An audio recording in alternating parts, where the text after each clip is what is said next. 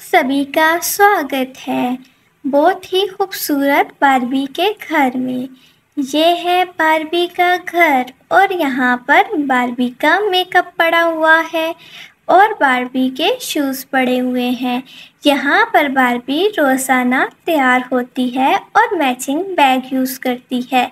ये है बहुत ही खूबसूरत बारबी का घर। देखते हैं कि आज की कहानी में बारबी के घर में क्या होता है। अगर आपको हमारा घर अच्छा लगे तो प्लीज़ आप हमें सब्सक्राइब और लाइक ज़रूर करिएगा। यहाँ पर इस वक्त सुबह का वक्त है। यहाँ पर अभी सभी सोए हुए हैं क्योंकि यहाँ पर अब सुबह हो चुकी है। ये है तारा, तारा का बेटा चिंटू, ये है नैना और साथ ही मैना भी अपनी मम्मी के साथ सोई हुई है। और यहाँ पर हम देखते हैं कि अचानक से मैना की तबीयत ख़राब होने लग पड़ती है। मैना आवाज़ देती है, मम्मी मम्मी उठें, जल्दी उठें, मुझे चक्कर आ रहे हैं, मेरा दिल ख़राब हो रहा है, मुझे तो कुछ नज़र ही नहीं आ रहा, मम्मी मम्मी मेरे सर में दर्द हो रहा है। यहाँ पर वो ज़ोर से अपनी मम्मी को आवाज़ें देने लग जाती है। उसकी मम्मी कहती हैं, कहीं मैना ने बुरा सपना तो नहीं देख लिया? क्या हो गया मैना बेटा, क्यों आवाज़ें दिए जा रही हो? जो ही वो उसकी तरफ करवट लेती है, अपनी बेटी मैना को देखती है तो मैना तो बुखार से तप रही होती है। मम्मी मम्मी मेरे सर में दर्द हो रहा है। तो वो कहती है, बेटा क्या हो गया है, तुम्हें तो बहुत तेज़ बुखार हुआ है। मैं देखती हूँ, जाती हूँ, साथ ही तुम्हारी खाला को आवाज़ देती हूँ और उनको कहती हूँ वो जल्दी से डॉक्टर को भी बुला लें। यहाँ पर वो उठती हैं और चली जाती है अपनी दीदी के पास और दीदी को कहती है, तारा तारा उठो, देखो मैना को तो बुखार हुआ है और वो तो बहुत ज़्यादा बुखार में लथपथ पड़ी हुई है। यहाँ वो तारा को आवाज़ें देती है। तारा थोड़ी देर नहीं उठती, फिर तारा उठती है, कहती है, क्या हुआ दीदी, आप मुझे आवाज़ें दिए जा रही हैं, सब खैर खैरियत तो है?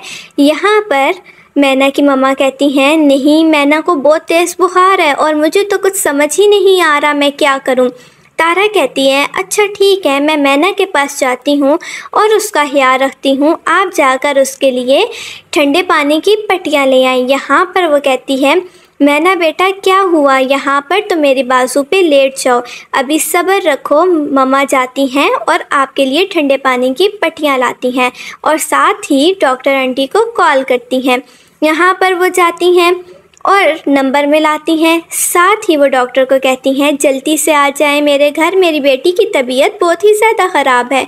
और वो अब किचन का रुख करती हैं और किचन की तरफ जाती हैं। उनको यहाँ पर पट्टियाँ नहीं मिल रही होती, वो बहुत ज़्यादा परेशान होती हैं और ढूंढने लगती हैं। यहाँ पर वो ठंडे पानी की पट्टियाँ लेकर अपनी बेटी की तरफ जाती। तारा तारा तुम मैना के सर पे ये ठंडे पानी की पट्टियाँ रखो और मैं भी अभी आ रही हूँ। यहाँ पर वो परेशानी से आती है और कहती है, तारा तुम मैना के सर पे ठंडे पानी की पट्टियाँ रखो और मैं जाकर चिंटू को देखती हूँ कहीं वो रोने तो नहीं लग पड़ा। यहाँ पर वो चिंटू को उठा लेती हैं और तारा मैना के सर पे ठंडे पानी की पट्टियाँ रखती हैं, कहती हैं शायद इसका बुखार ठीक हो जाए। नैना उठती है, कहती है, मैना को तुम्हें क्या हो गया है मेरी प्यारी दोस्त, ये तुम्हें बुखार क्यों हो गया है? हम दोनों तो इतने अच्छे से खेल कर सोए थे। और यहाँ पर डॉक्टर आ जाती है इतनी ही देर में। जो ही डॉक्टर आती है तो तारा कहती है, चलो मैना बेटा अब तो डॉक्टर आंटी आ गई हैं। यहाँ पर वो आके कहती हैं, यहाँ पर मरीज़ कौन है? तारा कहती है, देखिए मैना को तो बहुत तेज़ बुखार है। डॉक्टर कहती है, मैना को ऐसा करें आप उठाकर बाहर ले आए।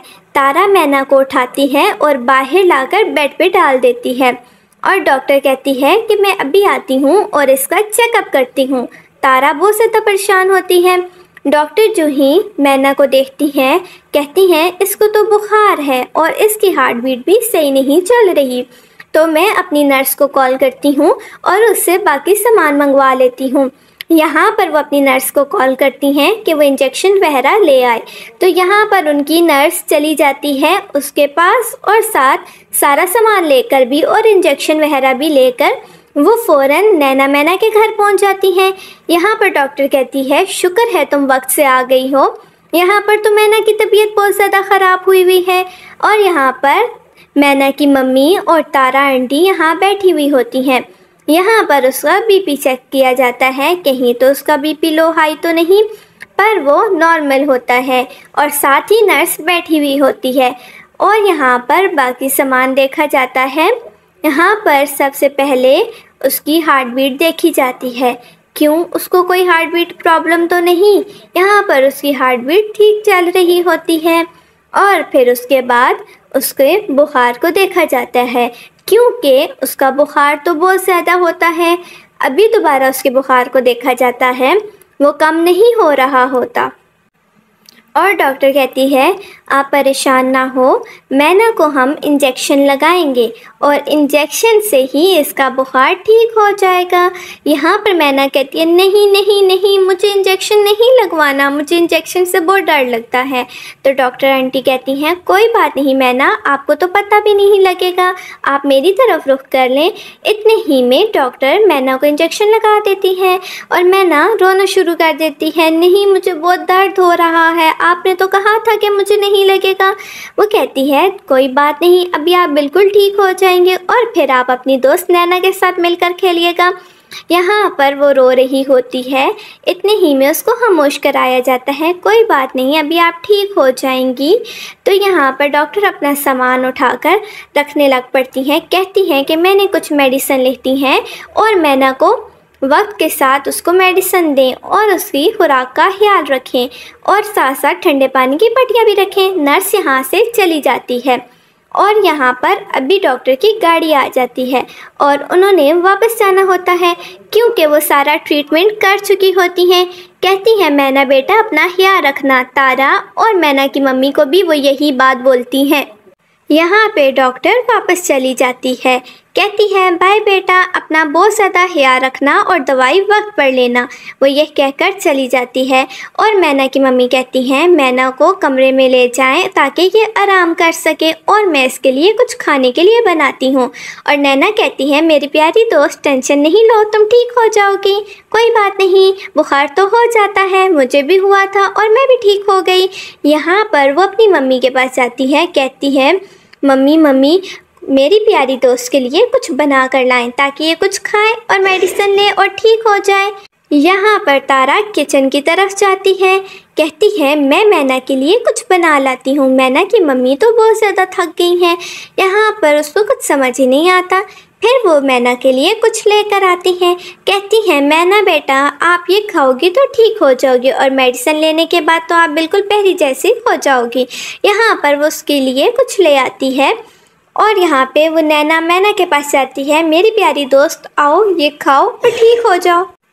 यहाँ पर वो दोनों दोस्तें बैठकर बातें करने लगती हैं और मैना की मम्मी आ जाती है, मैना बेटा अब तुम कैसी हो।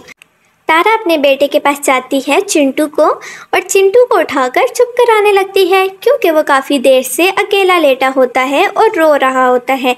सब मैना की बीमारी से बहुत ज़्यादा परेशान होते हैं और चिंटू की तो किसी को फिक्र ही नहीं होती। इस तरह चिंटू की मम्मी चिंटू को उठाकर लेकर आती हैं और टीवी दिखाने लग पड़ती हैं।